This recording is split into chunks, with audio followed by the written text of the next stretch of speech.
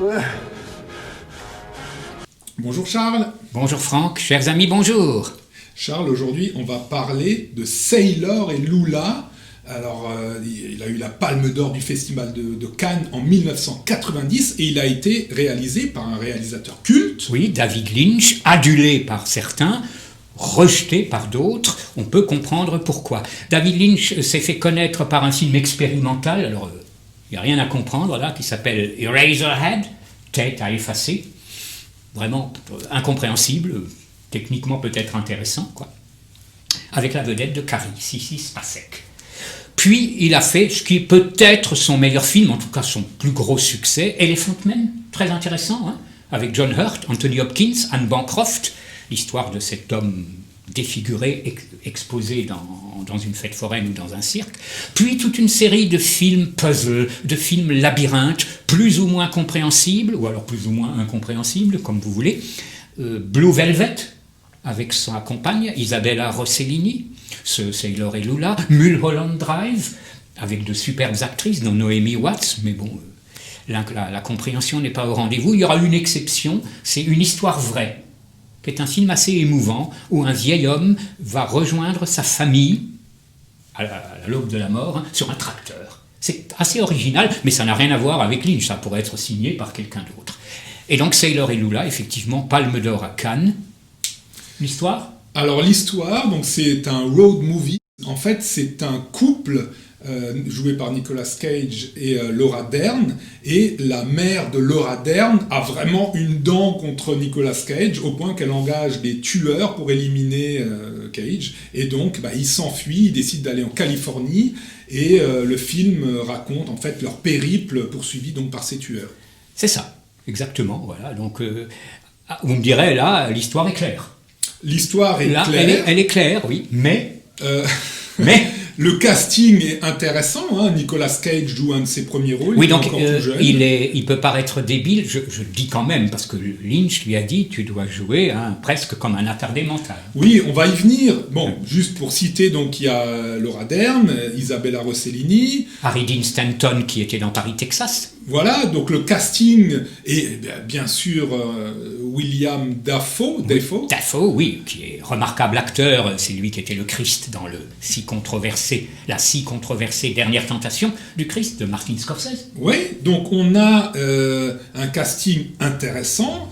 On a une image qui est comme souvent chez Lynch magnifique, une très très belle lumière, un cadrage, un beau cadre. Un accompagnement musical de qualité, donc le compositeur c'est Angelo Badalamenti, qui a fait pratiquement tous les films, pas Elephant Man, mais qui a fait pratiquement à partir de Blue Velvet tous les films de Lynch, et notamment beaucoup de succès avec la bande originale de la série télé Twin Peaks. Ouais, donc là, en théorie, on a quelque chose qui tient la route, on a une histoire intéressante, on a des personnages intéressants, on a des techniciens qui sont à la hauteur, on a une musique qui est intéressante. Beaucoup de chansons également. Beaucoup de chansons, et puis, pour moi, patatras. Alors le film Palme d'Or du Festival de Cannes, alors moi je dois dire que purée, oh là là, moi j'ai beaucoup de choses à redire sur ce film. Hein. Palme d'ordure alors.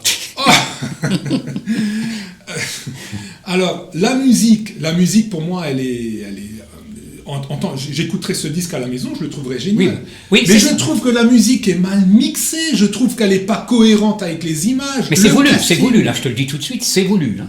Je n'en doute pas, Charles. Je n'en doute pas. C'est pas pour le défendre, je te le dis. Quand Lynch fait des histoires incompréhensibles, mais je n'en doute pas qu'il fait exprès de faire des histoires incompréhensibles. Qu'il ne comprend même pas lui-même. Je pense que c'est ses spectateurs qui vont lui expliquer à lui le film qu'il a fait, parce que... Et c'est particulièrement frustrant. Je pense pas que lui comprenne, quoi. Bon, là, l'histoire, on peut encore la comprendre, mais c'est particulièrement frustrant sur Mulholland Drive, qui part d'un sujet intéressant. Une femme amnésique, une autre doit l'aider à retrouver son passé. Mais on comprend rien. Oui, parce que dans Mulholland Drive, au moins, les acteurs jouent relativement bien. Oui. Mais là, dans Sailor et Lula... Oui. Mais alors autant Nicolas Cage, comme t'as dit, joue un débile, quoi. Voulu, bon, mais je ne défends pas, je dis simplement voulu. Oui. Laura Dern, elle est en berne. Elle est en berne. Oui. La mère de Laura Épouvantable, Dern, oui. C'est une caricature, mais alors je ne peux même pas regarder leur façon de parler. J'ai regardé au départ la VF. C'est leur replay. Trouve-moi de la musique à la radio. c'était impossible, quoi. Enfin, il fallait que je me force. Heureusement qu'il y avait une belle lumière, heureusement qu'il y avait des beaux cadrages, heureusement qu'esthétiquement le film est beau, et pour un technicien comme moi, ça me plaît.